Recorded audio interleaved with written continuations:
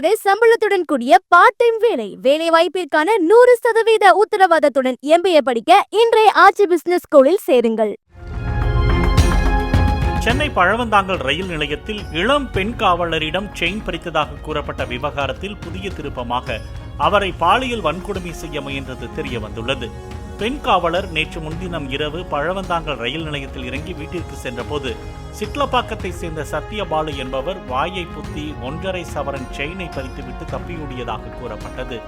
பெண் காவலர் சத்தமிட்டதை தொடர்ந்து அங்கிருந்த பயணிகள் அந்த நபரை பிடித்து தர்மடி கொடுத்து போலீசில் ஒப்படைத்த நிலையில் விசாரணையில் பெண் காவலரை சத்யபாலு பாலியல் வன்கொடுமை செய்ய முயன்றது தெரிய வந்தது. இதையடுத்து சத்யபாலு சைதாப்பேட்டை நீதிமன்றத்தில் ஆஜர்படுத்தப்பட்ட நிலையில் சிறையில் அடைக்கப்பட்டார். இப்போதே சம்பளத்துடன் கூடிய பார்ட் டைம் வேலை வாய்ப்பிற்கான 100% உத்தரவாதத்துடன் MBA படிக்க இன்றைய ஆச்சி பிசினஸ் ஸ்கூலில் சேருங்கள்.